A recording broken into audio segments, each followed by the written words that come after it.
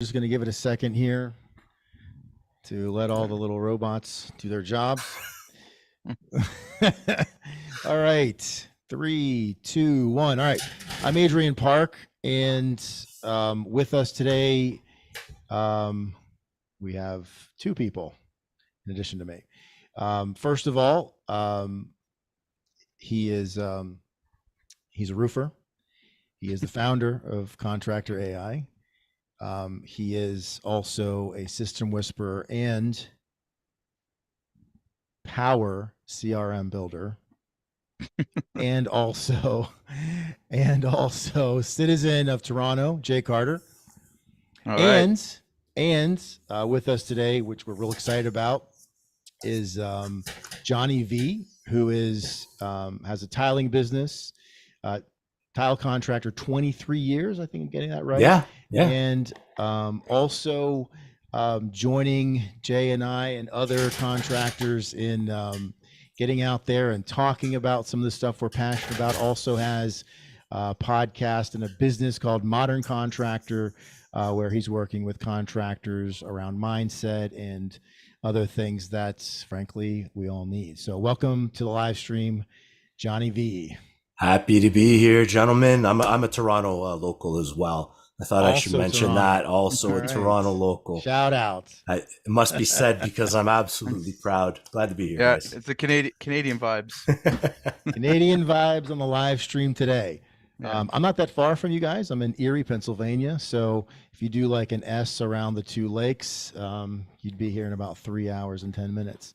So, so we got an interesting conversation today. And I think this is going to be fun because I think Johnny is going to have a lot of things to share or to add to this conversation. But, you know, one of the things that I think, first of all, as a small business owner, you know, it's having 14 jobs, wearing 14 hats, and, you know, and constantly the barrage of, you know, like there's always a fire hose or three, you know, pointed at us. And it's even more, I think, difficult for contractors, you know, because let's be honest, like we are, you know, to survive, you have to be a jack of all trades, right? Mm-hmm. Because you can't just go out, particularly early days, you can't just go out and hire all the things you need, right? You got to do them, right? That's why, you know, that's why family does the books and different things, you know, or a brother or sister. Common symptoms. Right. Yeah, right. Mm-hmm. So, you know, so that's not wrong. It's necessary. However, you know, one of the things that I found, speak from my experience here, that I found as the business I was running went from, you know, really immature and having huge cash flow problems, which Jay and I talk a lot about on the live stream, to a growing and, you know, expanding and, you know, to where it was actually valued at almost $5 million. You know, it's like that transition from I do everything to now people do not everything, but a lot of the things is challenging. Mm-hmm. And, you know, because, and I, you know, speaking from my experience again, but Jay, I know Jay will probably agree with this and you probably will too, Johnny. I'm confident I got it wrong a lot more than I got it right. However, I did get it right in the end. And so, you know, it's tough to, you know, particularly with selling, right? Because I don't think that I'm just taking a stab in the dark. I don't think that most contractors are like super salespeople, right? I think they're great contractors. And that I put myself in that category. However, you have to be, right? You've got to be good. I mean, if you want to keep working, keep your people working.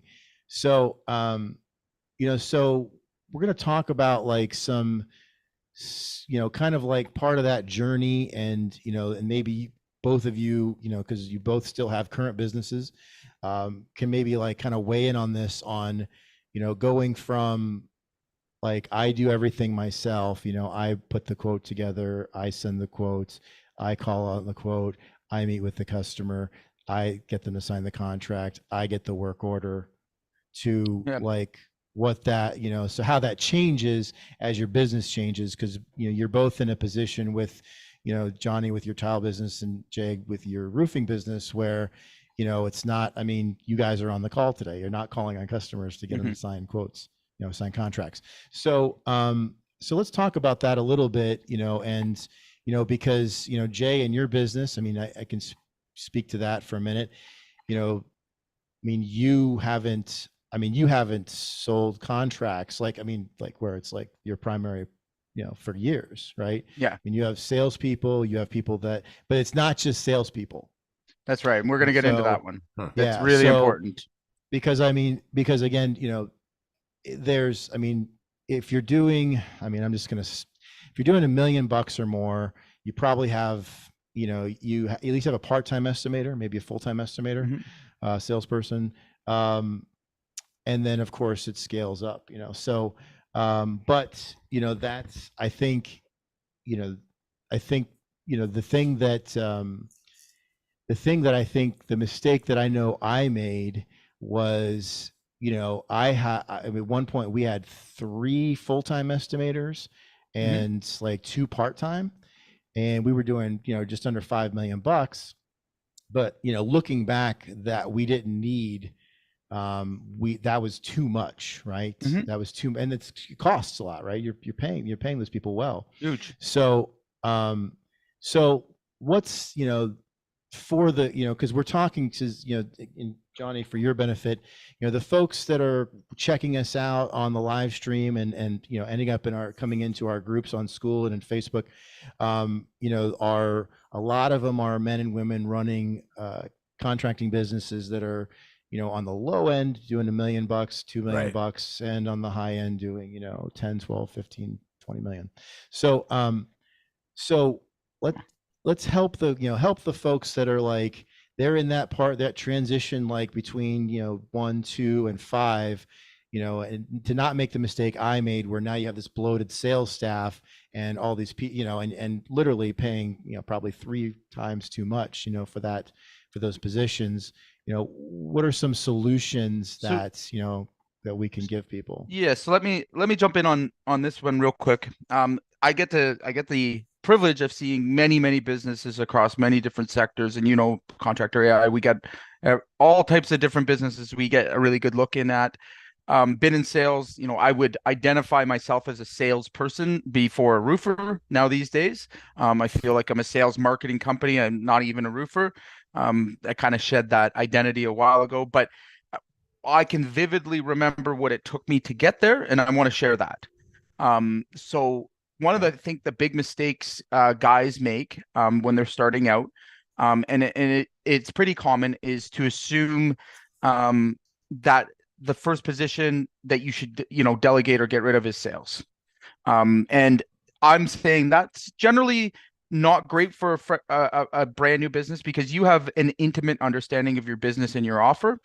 And it's very important that you're building relationships that are going to last. Okay. So I hear a lot of guys, and especially like guys that are really, they want to stay on the tools and stuff, that think they're just going to hire a sales rep and that will be the answer to their problem. Unfortunately, I don't see that work out a whole lot. And for a couple of reasons. Number one is the structure is not there for a salesperson to be successful within. So meaning, good salespeople, iron sharpens iron. They need to have continuous training, improvement.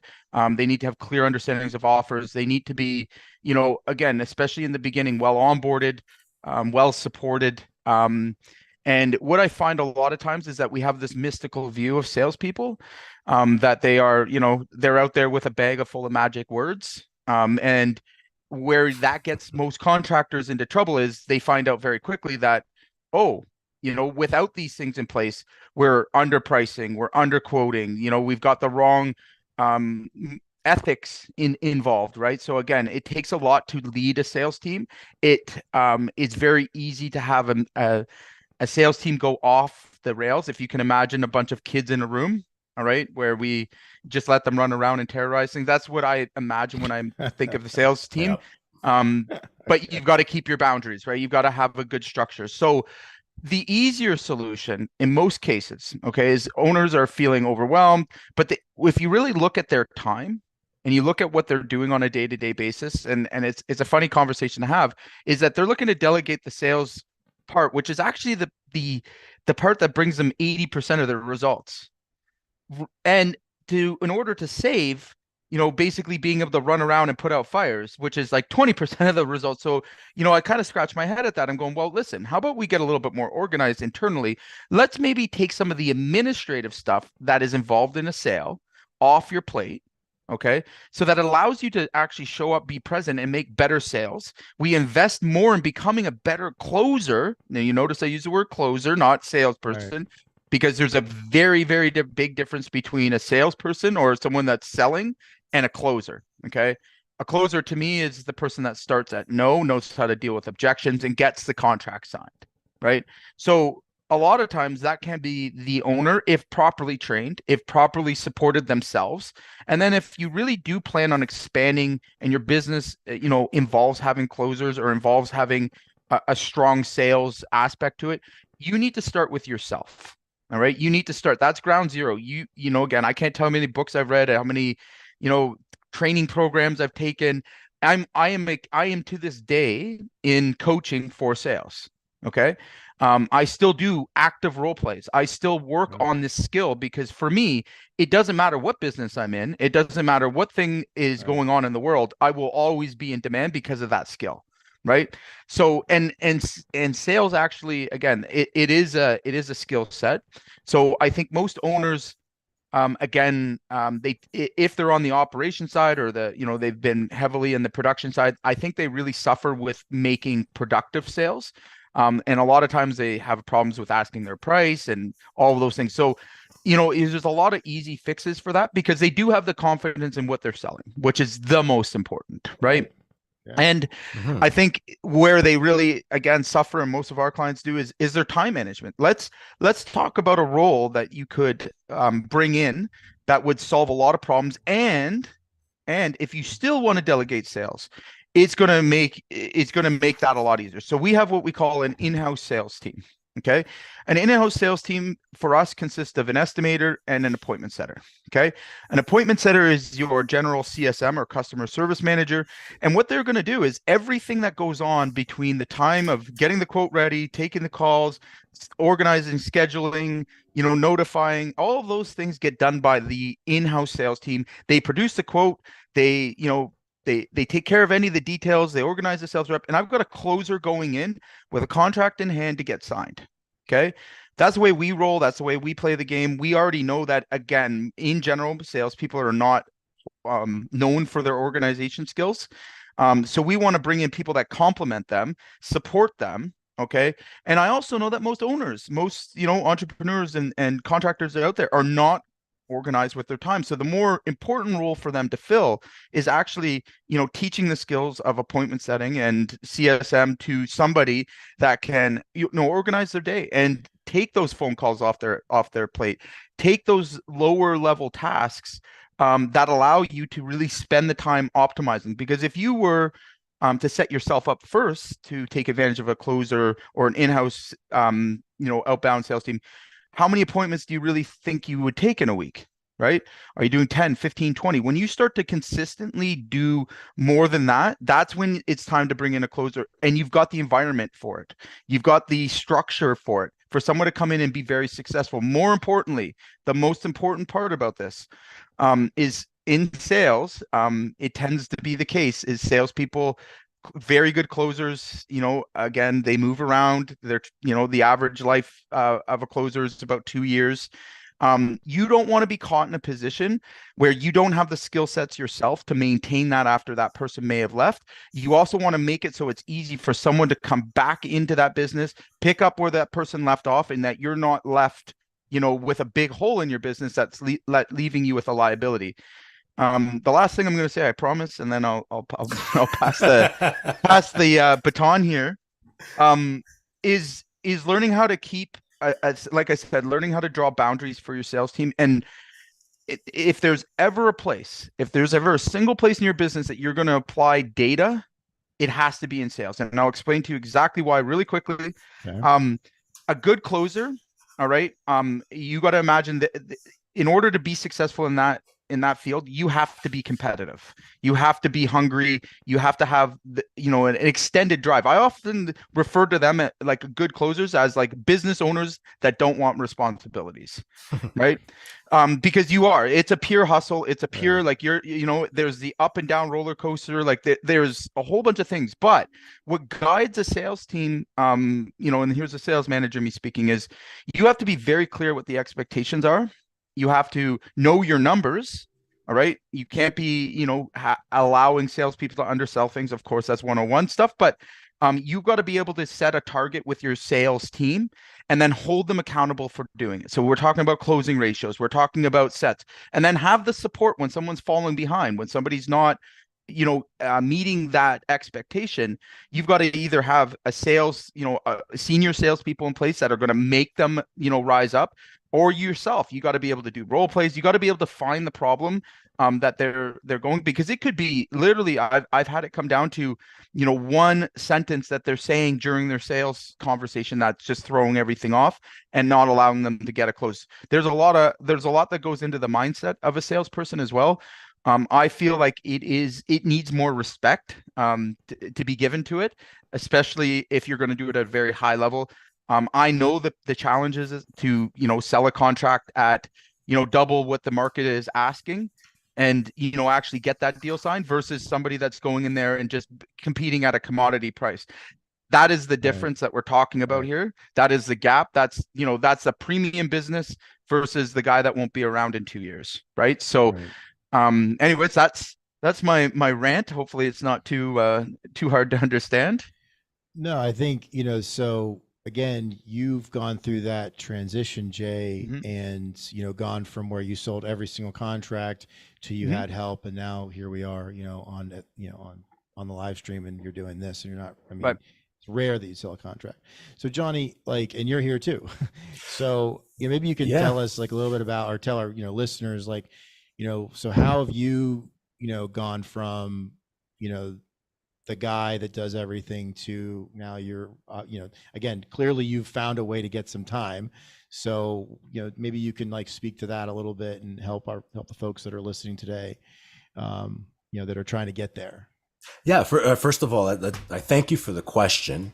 In the future, if I may say, I'm never going after Jay again. If he gets to speak first, because he there is not a single thing he didn't cover.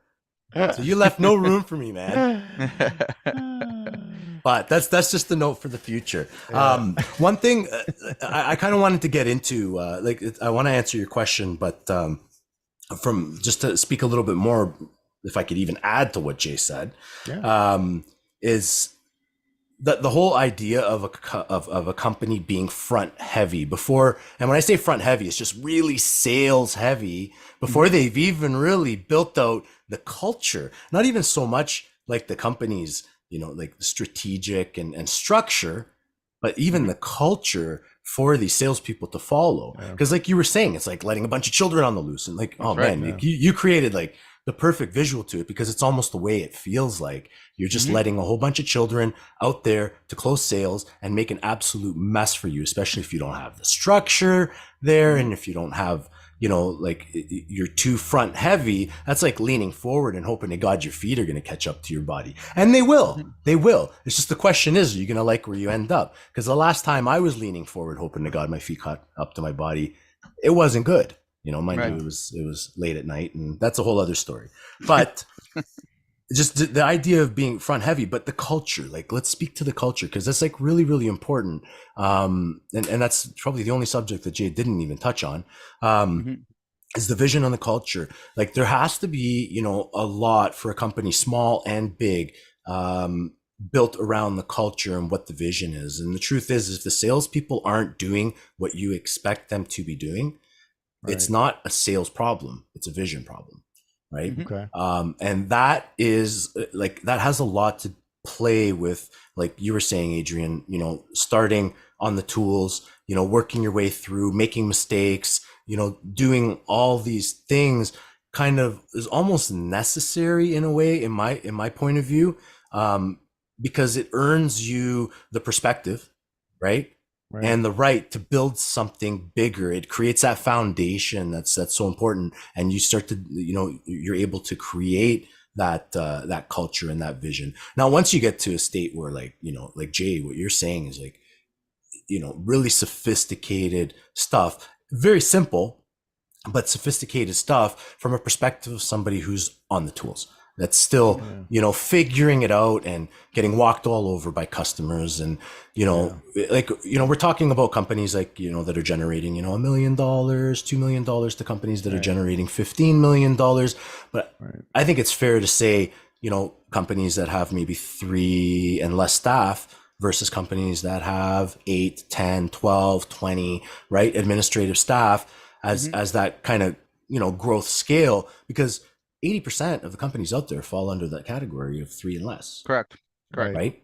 And what we're trying to do is like, how can we incubate that, those, because they are the meat and potatoes. They're the heart of the entire industry, right? How can we give them the tools and the know-how, and the perspective without the pain, right? That Jay went through. Can I ask? So Johnny, can I please? Can I ask you? So I know how I did that. I have a pretty good idea. I know a bit about Jay's business. How did you do that? Like, how have you done that with your business in terms of culture and like your people, your salespeople? Well, I mean, like, a lot of it has to do with relationship. I come from the idea of relationships are everything from sales to company structure. Building the relationship with my team, with my customers, and the loyalty allows things to work in a clockwork way on its own, without having to impose yourself on every single aspect of your business. So really, like, the role of the leader isn't to get involved in everything. It's to be able to delegate your tasks. It's kind of like, and in the construction industry, we have that idea in our head, or a lot of people do, is like, the only way it's ever going to get done is if I do it myself. And as soon as they do it, it's over. Like, you've just cut your leadership. You've cut anybody that's going to be a leader for you. It's shooting yourself in the foot. So yeah, it really is. And to answer your questions, like, how do I do it, or how did anybody really do it, is first learn how to delegate and trust people. Like, the only way, and I come from a little bit of a stoic mindset and that sort of thing. But the only way to have control over everything is to surrender control. Truly. Right. Absolutely. And to build the culture. And it is hard. It is hard. It is a bit of a leap of faith, and you need to just do it to understand how it's done. So do you have a couple of examples, or at least one, like, in your business where you've, maybe something you struggled with, like where you had a hard time giving something up? Yeah, relationships with customers, like that's a huge thing, because that's what it is. I mean, at the beginning, my business, I am my business. You are your business, right? It's a glorified job in a way, right? Like, nobody's coming in to buy my tile company, because if I'm gone, it's gone. Like, there's no tile company to buy, right? But giving up the relationships with the clients and introducing, it took a lot to have. And it continues to take a lot to have faith in the team that I have, that they're going to be able to represent my business. I think what it all kind of came down to is that if I could have a good relationship with my team, then I need to be able to trust them in their own way to have a good relationship with my customers. They don't have to be me. Right. I guess I had to fall out of love with myself and just kind of like, just from the outside looking in, and be like, they're perfectly fine the way they are. Is that my job is just to make them better versions of themselves. I don't need to make anybody like me. Right. And they will just naturally, because they're likable, they will naturally have that charisma. If I help them, they'll have that attractive personality, that ability to seduce. And I don't mean in a sexual way, obviously, but the art of seduction, and the art of not giving a fuck, and all of these things that I go on pursuit out there, trying to acquire this knowledge, that now I have the responsibility to pass that on to my team and just trust them to manage relationships with my clients and make them their clients. Does that make sense? Yeah, it does. And I was going to say that I think, it is one of the hardest things to do to let go. I mean, Mhm. which is ironic because you think letting go, that the whole concept sounds easy, but it's simple, but it's not easy. And I think too, like one of the experiences I continuously had over the last 3 years was, like I knew that I could do these 14 things really well because I was doing them well, and I had this. I thought, well, nobody's going to do this as good as I can or am doing it. And the two things happened when I started to delegate and started to let go. One, people did it better. Yep. And that's what you're And afraid of most of two, the time. right, That's right, true, isn't it? and Right. two, when they may have not, when they didn't do it better, they were still effective, and that was okay. Right, That's because I you, was still getting time back, and I right. invested that time in things that like created a multiple of growth. So I think that, but you hit on something about like culture, and I want to just like stay there for just a quick second, because again, with Jay's business, they have an incredible culture there where people come and they don't ever want to leave, right? I know what I built in the Mason restoration business where, like my men, like they wanted to see me, right? I mean, I got fist bumps when I'd come onto the job Yeah. site, and like there was real connection with my men, and that's probably the thing actually I missed the most, frankly, about not being out of the business, the contracting business. So maybe like and so the way I built the culture was very similar to what I think you're saying, which was I was like, look, I used myself as an example, good and bad, more bad than good. I'd be like, okay, I fucked this one. So let's not do it this way, right? I did this way. I blew it. Here's how bad it was. Here's how I think we can make it better. And so I used myself, I basically threw myself, at the mercy of the court again and again and again. I mean, I'm talking about shop meetings, like with the men, and would say, look, I blew it. I did it the wrong way. And so we can't, we can't do this. And so I think because I was so like crazy transparent with them and so honest, that I earned respect, right? And of course we were winning a lot too, that helped.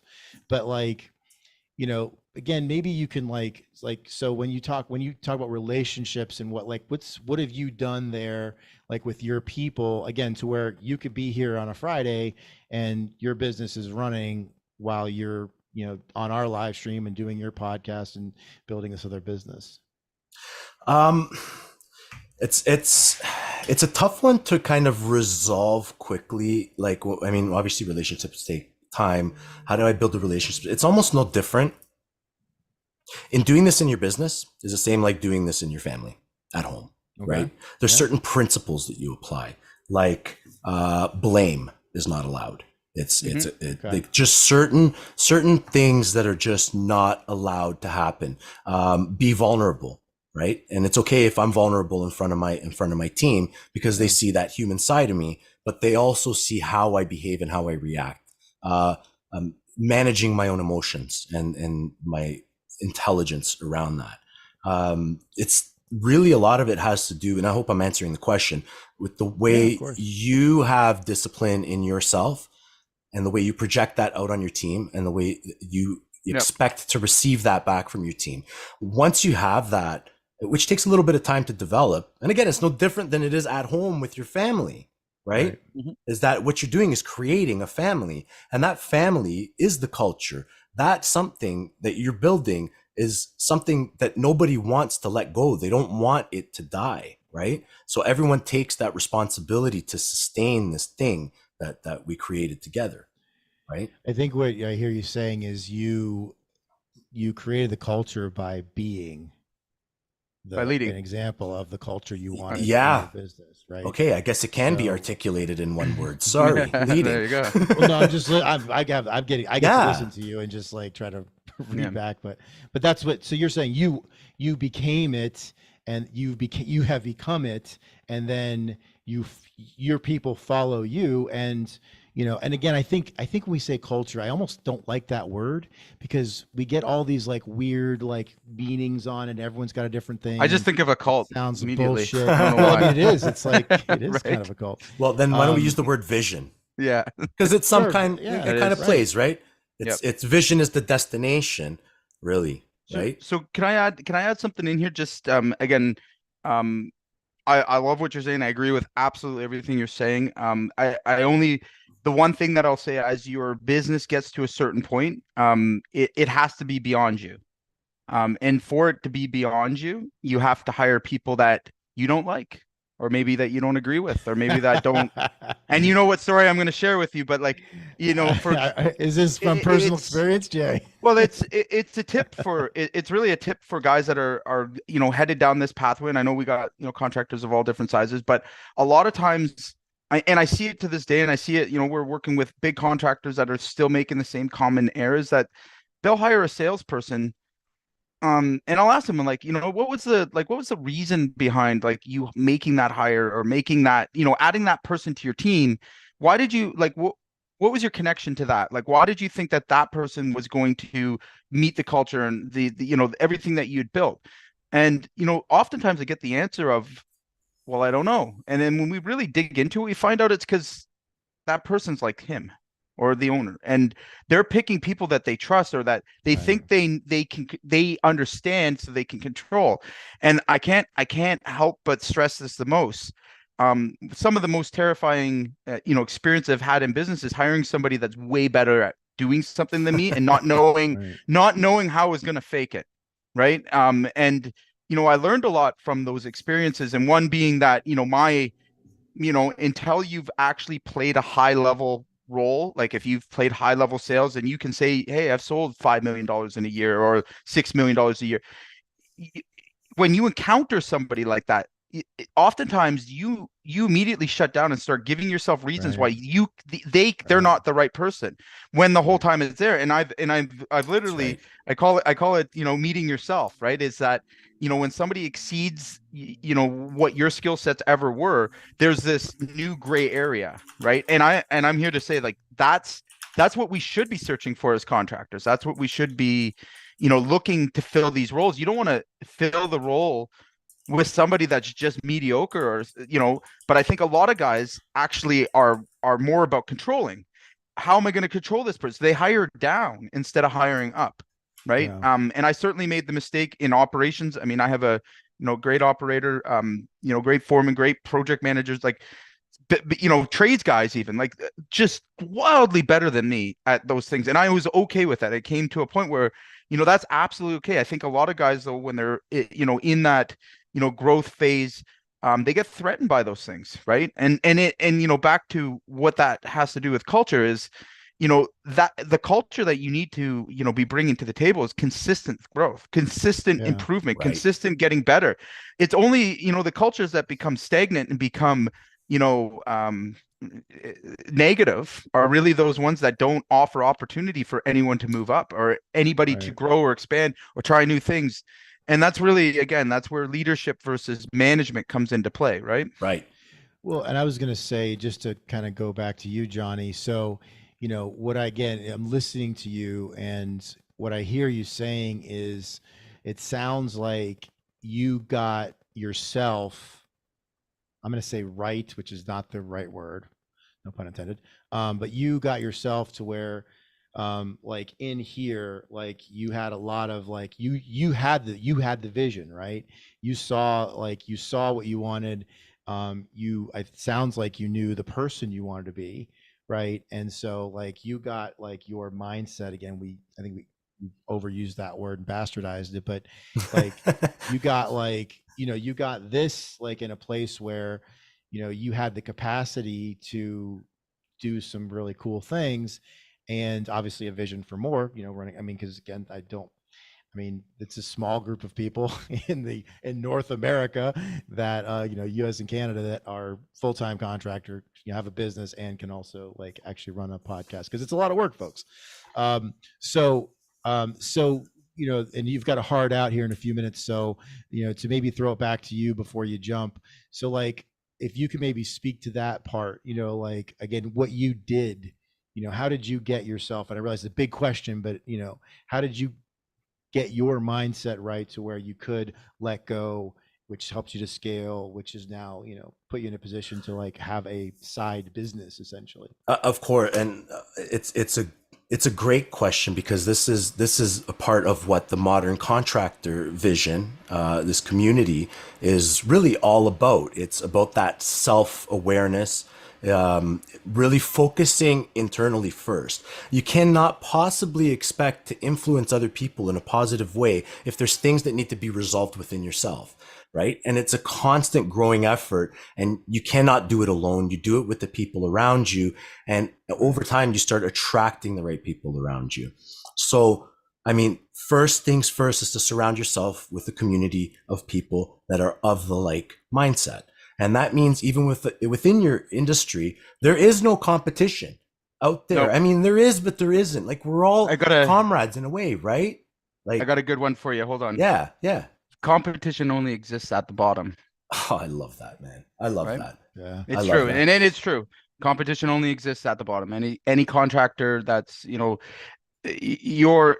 like, I have never thought in my life of, and I mean it in the most sincere way, that I had competition. I never felt I would work with my competitor before I would think of them as a competitor. Yeah, right. I agree. And that went away when I found myself to be unique, right? And actually found myself as a human being.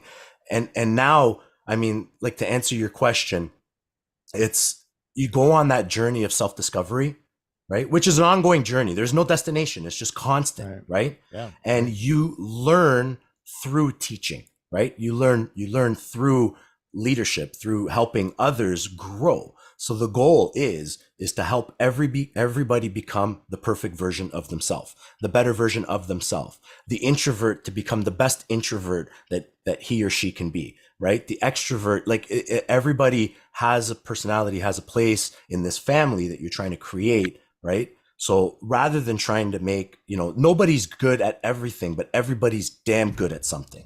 Right. And discovering that in the people around you, that's the culture. And I mean, the difference between culture and vision, culture is I guess, without butchering the definition of it, right, is is the act of being, of awareness of the group, right? It's the inner code, right? That's what you're trying to develop. Yeah. Vision is out, right?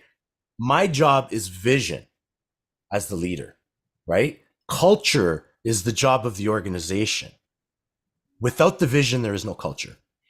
Well, I think the culture follows it kind of, I mean, if you're actually living the vision, the culture sort of follows that, right? So if you're actually doing what you're saying and your vision is real, it's not just like a tagline, then I feel like the culture sort of like follows it.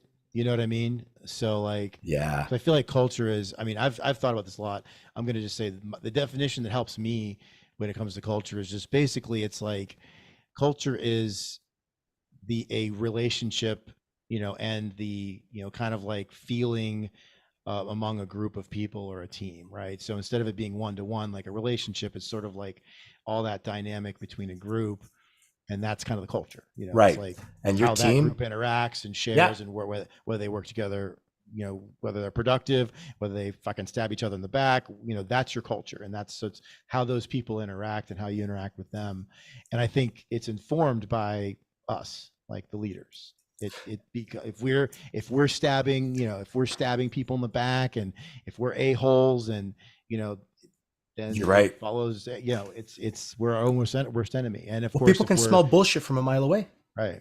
They can smell it off you if you're not acting it and being it. And this is why I apologize for interrupting, but I just want to iterate conversation. Yeah, I guess so. We interrupt each other all the time. I guess it's the community that you surround yourself in. As contractors, we need to rely on each other. We need to be able to be in a community of other like mindsets. We cannot do it alone. This is a very lonely road in a way. Yeah.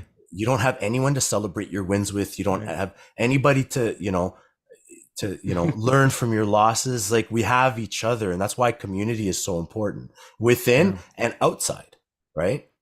Yeah, and I mean 100% on what you said about it feels lonely, and that's actually how Jay and I met, because I was looking for like other contractors that weren't, people that wanted to grow, people that wanted more out of the business. And I'm just gonna just to go back real quick and just to come back to something and piggyback on something you said about culture. I think that too, and this was a hard one for me. But like, the things that we hate the most about our company cultures, like the way our companies, way our people are, and is a reflection of us. That's because it. our culture is a mirror. 100%. So the thing that you don't like, you are the chokehold. Not anybody. It's not the employee. It's not the guy you hired or the lady you hired. They're not working out. It's you, right? So I think, like taking, to your, again, kind of going back to what you're saying about mindset. I think also when we take ownership of, because you can take ownership of both. Like if you've built a culture and there are things about it that you're proud of, you get the credit. If you're the leader, you get the credit, right? And so take a pat on the back, take a lap. The things that you hate or the things that you don't like or the things that are constantly being a pain in your ass or costing you money, you got to look in the mirror. It's a mirror, right? Right. So when really, yeah, please go ahead, Jay. So tying this back into sales, again, can't agree. Like everyone's wicked points. I'm glad we're having this conversation. But there is one side of sales that I think is important to bring up, and in terms of how we manage a sales team versus how we manage staff or employees, there is a very big difference. I mean I could sit here and not say it, but like you're like what ends up happening in most businesses is your sales team ends up operating in like a silo. All right. Almost Right. kind of kept away like the ugly sister in the company, right? And there's a great deal of, I think, stereotypes that are tied to salespeople and misunderstandings. Like again, that they're like kind of the sleazy sales rep guys and stuff like that. I feel Can like I interrupt you real quick, Jay? I'm Sure. sorry. Can I interrupt you real quick? So, Yeah. John, you've got a hard out, right? You've got kids waiting for you. Oh. Oh, I Right. hope you guys forgive me. Yeah, because Yeah, when no, Jay I just starts wanted to- talking, I just want to listen. Yeah, 'cause no, there's no. so much. So I'm sorry, Jay, to interrupt you, but like, so I just Yeah. really quick before you jump though, because so Johnny's got to go, folks. Maybe he'll come back and hang out with us again sometime. Real quick. So if somebody wants to check out your podcast, it's Modern Contractor, where podcasts are. That you can find, you can find me, Modern Contractor. That easy to find you. Just Yeah, on Modern YouTube, Contractor. anywhere. That's where you find me. Just search Modern Contractor. I'm the only one out there. Only one. Modern Contractor, Johnny V. Thanks for being with us today, man. Hope you'll come back and hang out I with us loved again being soon. here. I can't wait. Yeah. Awesome, dude. Have a great one. Thank you. Thanks, gents.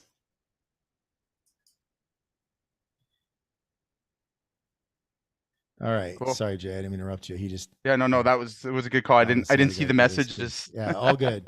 I could see All him good. So typing. go I back didn't to- see him. It's all good. That's why there's two of us. All right. So Yeah. go back to what you were saying. So Sorry. so I think again what I wanted to express here is that it's very important that if you can harness your core values around your sales team, all right, what we're going to find is that a lot of areas in your business are going to improve, right? If we start in that first place, like what we're saying, because you got to remember that's your front line. That's the Right. messages that get sent to our customer, and a lot of what's tied into marketing. I feel like a lot of teams' culture is damaged before they even get a shot to, they're Right. coming into a bad situation, and that may be a sales marketing issue that puts them, puts a product or puts a service in the wrong place. And again, the worst thing they can do is be successful at it, right? Well, and and it's I mean, yeah. we got to remember that we use the word representative. Like that's used for that they represent Absolutely. us. Yeah. Well, and they also have what I'm trying to say here is they have the most influence in your company, right? Right. If you think about they're hired to do this. Right. Influence on the represent you. owners, Right. influence on the customers. Yeah. And I think for owners, there's a discomfort that comes with that, right? When somebody's actually very gifted at persuasion, there's also a risk. I've seen it happen lots of times where, entire sales teams have persuaded the owner to just do dumb things or can't, not Right. see the reality. And where I'm getting with that is, after managing so many sales teams and seeing so many things, I learned not to I learned not to fall for their skill sets and listening to exactly what they're saying. I To make the persuade you. boundaries right. Right. It comes down to this: you lead your sales team with boundaries, and that's what they want, right?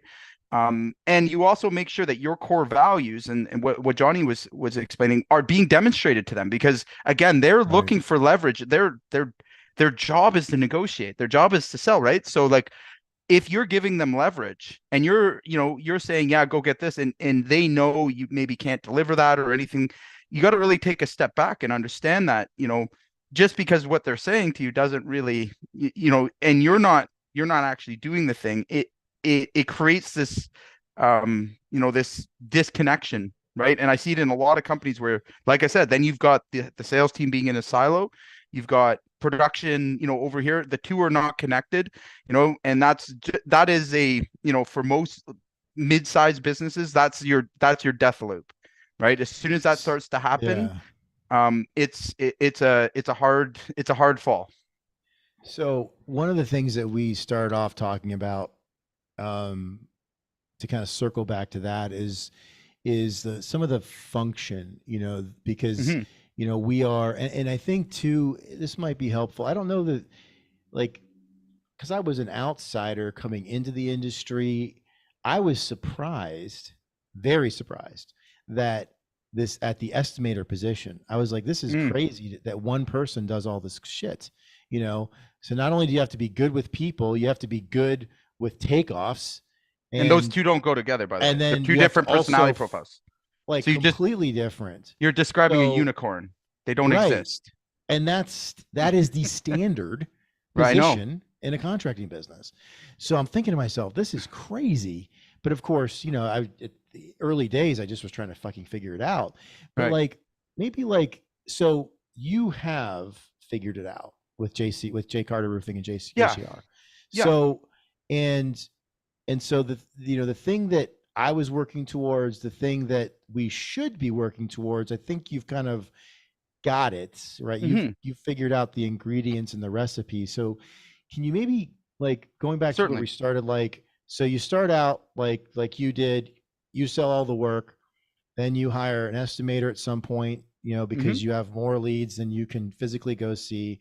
Mhm. And then today you guys are doing, low eight figures, have a great business, you make a lot of Mhm. money. And, what I think every contractor wants, or when they hear this will want. So help, like, let's bridge that. So from I do all the sales to, and Right. I'm hiring somebody, to where you are today, like, Right. there's a lot of stuff that So happens in between. And I didn't get that one right, to be perfectly honest. yeah. So So again, if you're looking to expand is probably what we should say. All right. yeah. And right now you're currently doing the estimating, the sales and everything. Here's what I suggest you do. Number one is you retain the closer position and you get better at it. Okay. You improve yourself, self-improve When you yourself say retain, until you mean you do it yourself. you do just closing. Okay. Just Very close, okay. specifically, until you can do that at a professional level, which is 40% closing ratio in my books. Okay. And now these are no standards out there, but until you're consistently closing at 40% at a premium rate, all right, it's only then that you've earned that badge. And once you've earned the badge, now you're prepared, or you're in a position to manage it. Okay. Now, what I suggest that you do is that you take and you hire an in-house salesperson. And this in-house salesperson is like a junior to you. You're going to, they're going to be fluent with material types and, installation types. They're going to be, almost completely a salesperson, but they're not the closer. Okay. And what they're going to do is their job. And again, if you're smart about this, you start to develop people to come up into that position, into the closer position. But I don't, I've had the best success with taking somebody in-house and then training them what I need them to know, and having them basically run court for me so that I'm just showing up and closing deals. That's it. And my estimator, what I found out, again, what I found out over many, trials and errors is that you can't make the in-house salesperson or the appointment setter, whatever we want to call them, the personality type that's involved in sales does not blend well with estimating. It's a highly detailed, the person that does the estimating is going to be like your accountant. Yeah, like the one you want in that spot that enjoys numbers, enjoys like, just doing repetitive tasks and like doing the, being detailed is not your salesperson. It's the opposite. Right. So if you have a salesperson that you're requiring to do complicated measurements and stuff like that, you're setting yourself up because, and if you do find one that's good, that's still a danger. And it's what I can't explain to you guys enough is that it's, you come across a unicorn, great, awesome. But too many businesses that I go into are as the result of somebody leaving and then them not having any way to replace that person. And I don't believe in that. I think that if you set it up so that there's, equal amount of responsibility on the right people, and you can spread that job over, a couple positions, either way, if something happens, you're able to replace them and you're able to move forward with little to no damage to the business. So I want to ask you, Jay, because you have, remember when you told me how you guys estimate jobs, and I was floored and jealous at the same time, because you guys use technology that most contractors aren't able to use because of the work that you do. Right. So for people that aren't able to use satellites, which is all the rest of us, where you have to go out and like walk off things and get your wheel or whatever. So how would you think, if you were going into a business that didn't have the tech that you guys have because of you're a roofer and because you're smart, how would you structure that? Like, how would you take the estimator role and then divvy it up? So again, it really is dependent on all business, but let's take a tile business, for example. Okay. So in a tile business, again, they would have the same kind of square footage and measurements that we would have. So, that's a task and then that's a job. All right. I feel like, if your salesperson's out there doing that, I mean, and, for explanation purposes, they can do the quote. Then we should always be prepared to sell on the site. But that's not the way that most jobs go these days. What I'm finding is happening more often is that somebody can go out and, take the additional, measurements and everything else, but set an appointment with the owner to meet to discuss the quote. You want to have that face-to-face. You still that's still your highest conversion, best opportunity to close at a high ticket. Like you can't just send somebody a quote that's 2 times higher than everyone else and then with no explanation and expect to close deals. It's not going to work. Same thing is you can't, expect to go and high pressure someone while you're on site. There's got to be a balance between the two. So my recommendation to this is still have your in-house salespeople. They can still do measurements. They can do that's where they should be starting out with. And then there's somebody designated to have that personal one-to-one conversation with that, decision maker that's going to, close a deal and get a contract signed, right? Like there's that whole part of it. And I mean, yes, you can be totally different variations in it, depending on where you are in the market. You may not need a true closer. Lots of businesses, I'd say 80% of contractors that are out there are order takers. They don't require having to take their price point is at a point where they can just take orders. There is no competition. There's not objections or anything like that. So I just want to make myself clear. Like there's a very big difference between selling a premium, high value product at a high rate versus selling a commodity at a low volume. So I think, and again, I'm going to make sure I'm understanding this. So it's so essentially, what you guys do is you separate the estimating part, the measurements, the takeoffs, all that, which is a completely different skill from the human interaction part. Because again, what I've found is you get one or the other, right? Right. You get the person who's great with the takeoffs, detailed, but a type B personality, right? Right. So not outgoing, more introverted, generally speaking. and they don't want to talk to customers. That's And right. so they avoid that That's like the the opposite. plague, That's right. and your closing ratio goes through the floor. Right. Or you get the type A personality, like me. It's like, yeah, hey, let's talk, let's hang out, let's connect. Mhm. And the measurements are dog shit, and you get fucking killed on the job because the type A personality doesn't give a fuck about measurements. They Right. don't care Well, about or field the takeoffs. details, right? Like, no. Yeah, Eh, they're not good at it. Even if they want to be good at it, it's an acquired skill. Right. So the other solution to that, and ones that we've worked with other sales teams. So for example, we worked with a landscaping company recently, where they have to go out and do hard measurements and stuff, is that we completely systemized it so that the salesperson could go there very easily, push in the numbers, like everything Yeah. calculated out, and there, the chances of a mistake being made were lowered significantly. They Right. had a checklist.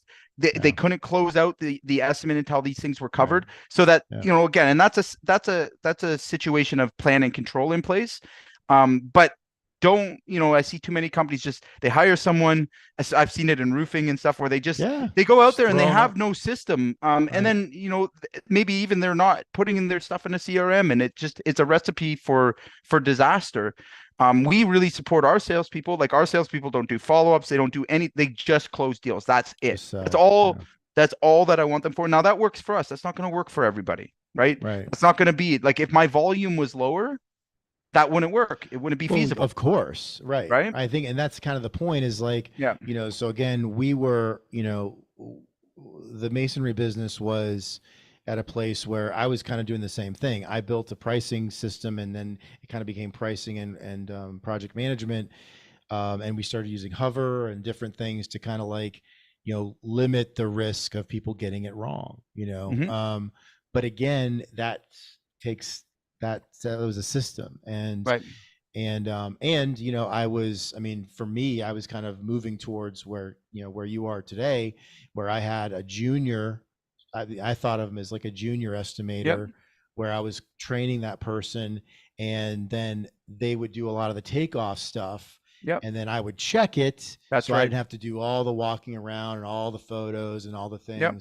So, I think that, and so again, for the contractor owners out there, that are, in a similar place to where I was and where Jay was at one point, where you're like, it's like you're selling a lot of work, and so you also running some of that work and whatever else, separating the detail, takeoff, measurement from the person, like connection, close, and some of those things, that's It kind of has what we're a high talking measurable about. ROI. So Yeah. that's only when you can book more than, and I have the exact number. So when you're booking more Okay. than 3 to 4 qualified appointments a day, that's the Okay. time to bring in that role.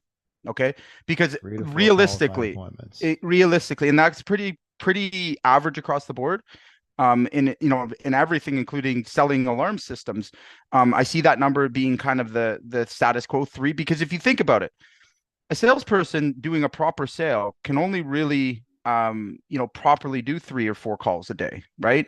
But if you want to do that every single day, right, someone has to be doing the estimates. Somebody has to be helping out with it, right? So right. So let's talk about some of the, because we're doing some work around this, and this is kind of a part of our accelerator program that we're working with. Got people that we're working with on. So first of all, like when it comes to like our accelerator pro and what we're doing with some of the other clients right now, how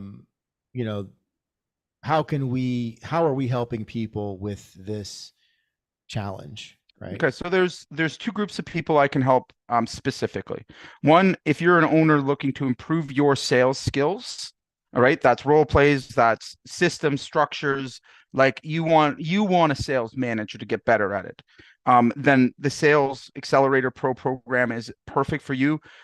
We have a lot of people joining right now as we speak, and we're having role plays with other salespeople from other companies, which gives you a chance to work through objection handles and really, again, hone in on your sales skills personally.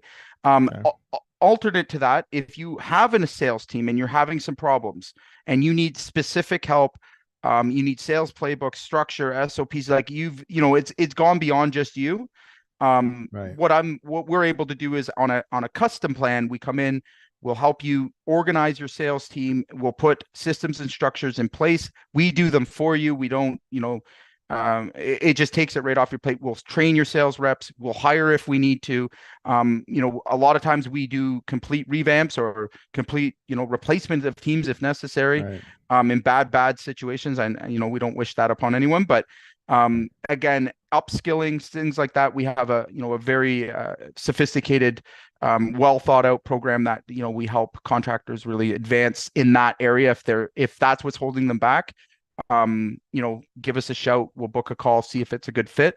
And then anybody that just wants to improve sales or wants to send their salespeople to our accelerator program, that's a good option too. Yeah. So my final thought here is, again, if you're in that like if you're between 2 and 3 million and moving, and you want to do more, or you're starting to get more leads and you can do more, that's where like I started separating. Like I was like, oh, we can't keep doing this the same way where one person does all this. It's too much. And again, the quality of the work goes down, meaning you don't close, you don't close. And you also, the quality of the estimates. I saw both of those, and that's a very expensive way to run a business. Right. So we can help with both of those things. We can help, help you change that, make that better. And, or for, folks that are doing even more than that, 5, 6, 7, and you want to, close more deals and whatever else. Optimize, like even getting a better look on your sales team. I mean, it's important. I'm just going to really, really quickly, Jay. So like, final, but like, exactly how many leads. Didn't one of your salespeople come to you like in the last couple months or like within the last year, I remember, and they were like, I want more leads. And you're like, you can't take more leads. That's right. You literally, there's so many, right? Yep, exactly. Like I know exactly the number of leads that yes, I do. And that's being a longtime sales manager and our systems, right? So that's, every business at that scale requires it. It's not an option. If you want to run a high level sales team and you can't do that, then you need to get some help so you can. First of all, I'm not shitting on your salesperson. Credit to them for wanting to take on more, right? Right. That's exactly what you want. But you being a data-driven, owner, that's right, operator, we're like, but I know you. If I give you more, you're still going to close the same amount. Your sales closing ratio will go down. That's right. Right. So one example of of some of the experience that we're bringing to the table when it comes to sales and closing and improving closing ratios, which is how many contracts and so on and so forth. So all right, folks, so thanks for being with us today. Jay and I are here every Friday 3 p.m. Eastern time, and I am also live Mondays at noon, sharing some of how I use these same principles in a mason restoration business to turn that thing around and do some really cool things. And then Jay is live on Thursdays at 3:00, where he is literally just, sometimes he goes live with a customer or with one of our clients. Sometimes he's going live, like literally just like laying out the playbook for these same things that we're talking about and just showing you how to do it. So, check out any of those things, all of the, whatever you think is going to help you. And if we can help, of course, reach out and, we'll book a call and do everything we can to help you. So thanks for being with us.